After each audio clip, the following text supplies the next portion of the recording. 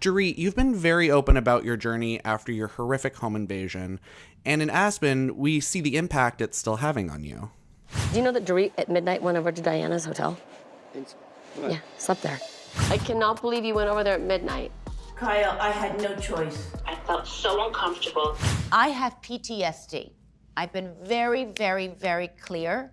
I want to be there. There are a few things that I need to feel safe. I have security in my house. I cannot be without it.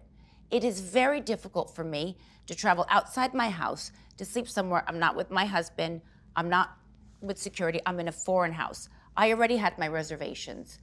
Suddenly, I'm in a wing on my own. I had full-blown, heart palpitating panic attacks. I am not someone who goes through those things. I'm a very strong girl. I've never had these issues in my life. I was very, very, very open about it because I'm navigating this myself. I was there. We told you to and come I to couldn't Kyle's. breathe. I called up Kyle. And we said, first come and foremost, over. You yes, could sleep in the bed before with you me. guys answered, because I couldn't get Kyle on the phone, Diana had already said, I've got a 3-bedroom apartment. If you ever feel uncomfortable, you're welcome to say. I would never call someone at 1 o'clock in the morning telling them, I need to get out of here. I can't breathe. There's no way I can sleep here. And Diana had said so graciously, again, 1 o'clock in the morning, bless her heart, was already in bed, get in the car and come over right now. And that's exactly what I did. And thank God I did. Mm-hmm. And I was able to go into a secure building and and she welcomed me with open arms. You have no idea when you're in a situation like that, the feeling that you have, and it's not something that you can turn on or off. It's feeling unsafe and then to feel safe. So I just hope it doesn't come across like the Fox Force 5 didn't want to stay with us. I was really shocked the day, after your home invasion, after your terrible home invasion. I said, I don't think you should come tonight, and you showed up. Babe, don't cry. Please don't cry. Come on. I'm scared. No, it's okay. You don't have to be. No, it's okay. And I was, number one, impressed. And number two, I just felt very bad for you. And I just wanted to make sure that you know that I respect that. You're very brave. And I know you've gone through a lot. And I love you as a friend. And I don't think that people quite understand, unless you've been a victim of violent crime, just how much you've gone through. But you showed up every day. Yes, so I did. I'm very proud of you for that. Thank you. Yeah, absolutely. On that note, I do have something to say. There's some chatter on social media. Did this happen, not happen? When you live through what I've lived through, you don't pay attention to that. I know what I went through changed me, and I'll get through it. Therapy, support, family, friends, Time. all of that. Time. My children are safe. They are well. They're unaffected.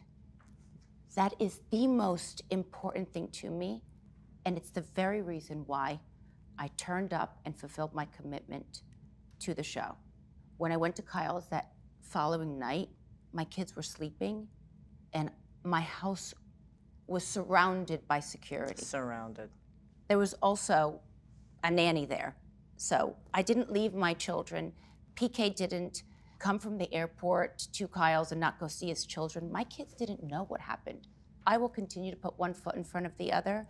And when I'm in my weakest moments, I remember, and I will always remain grateful for whomever looked out for us that night. I'll always say this, Dorit gets a lot of criticism for being long-winded. I will say this, Dorit managed to humanize herself and those children in that moment. You can talk as long as you want in front of me, honey, because I know that saved you and those children's lives. You managed to humanize yourself, humanize what was happening, remain calm, and I don't know of many people that could do that. So you can always talk as long as you want. Thank you.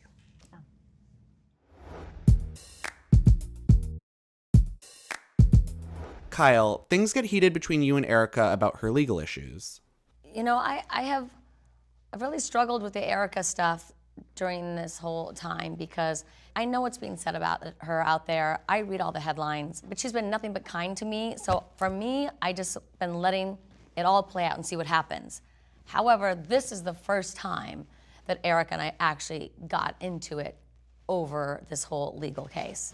People died, and the families are left in the aftermath. You're not showing any compassion. Why am I showing compassion for people that are dogging me for Don't something say I that, didn't Erika. do? Don't say that, because you're my friend. I can't defend that. I was not happy to be fighting with someone I considered a friend, but I just really was taken aback by the things that she was saying, and I couldn't keep my mouth shut.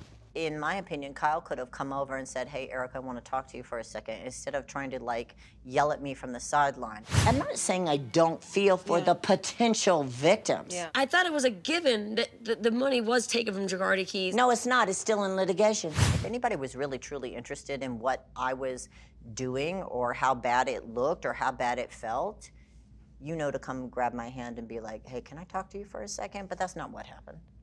Don't say you can't have compassion for people who died. They're not my victims, not my problem. They're not. Don't keep saying it, please. Put you aside for 1 second. Why are you so hung up on this? Listen, of course, people love for someone to be blindly loyal, especially when they're the one in the hot seat. It's really hard to do that sometimes. I was put in a position where I had to be honest. I couldn't lie, and I could see that she had been drinking, and she kind of just shifted. She wasn't really herself now. In the meantime, let's have a little sensitivity to the victims. The only person you should be concerned about is me. The Erika that went out to dinner is not the same Erika that is now standing here in this sort of like position, you know, with her dress and her heels, and I was like, what is going on with her? I knew she wasn't herself, but I mean, I had to speak up. I couldn't have lived with myself if I didn't. I've already asked all these questions. Are you truly blindsided, or do you actually get information before it hits the press? Why is the paper saying that $20 million went into your LLC? Have you had any kind of discussions with attorneys about the story? I was watching a rerun. Yeah. I mean, seriously, I was. I was like, y'all do it because I already did this. Apparently you were Cherie's backpack. You were so stuck to her back. I was just sitting on the sofa. She called you a backpack. Well, she needs to calm down. Okay, anyway.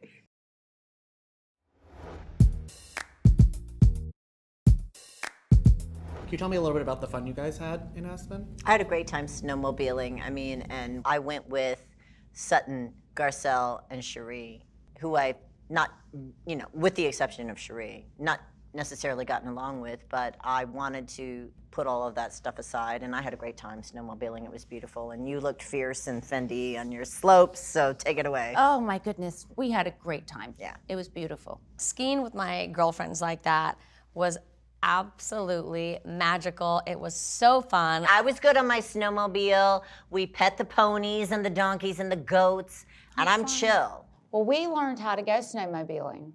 Yeah, and I didn't see a lot of black people in Aspen. We did look. Yeah, and I didn't see them. We looked high and low. But everybody there was High nice. and low. We looked everywhere. We looked for single men. We were. If they were single, we were looking. We don't care. Dorit was really killing it, even though she struggled a bit in the beginning. She was really doing well and really being a trooper because she had not skied in 18 years. I said, okay, guys, let's start in the beginner slope. Well, no, we went Did straight. you really? Yeah. Guys, is this what we're going down? Yeah, easy breezy. Dorit's like, it is? I That is mean, so rude. it's so mean, so mean. Yeah, that was, yeah, I was like, this is a joke, right? This is truly a But joke. she looked good wiping out. Well, after a wipeout or two, I can't remember exactly, you know, I managed to get the, you know, like Did you riding get a down the bike. hill? I got down the hill, and like speeding down the hill. Yeah. The girls are good skiers, and at some point, I could feel like everyone's like racing, and Kyle and I start racing each other. We just kind of looked at each other like, and I could feel the pressure of her. I'm like, wow, Kyle's a fast skier. I am a pretty good skier, and I'm a fast skier, and I think I was going maybe the fastest of anyone, even though I have a torn ACL. Thank you very much. Killing it. It was really fun because I was like no longer thinking about what I'm doing. I'm just like racing this bitch over here, and I'm gonna win. I just don't like to participate in sports where there's an ambulance at the end. Oh, my you know what God. I'm saying? I don't need a 4th knee surgery. I'm good.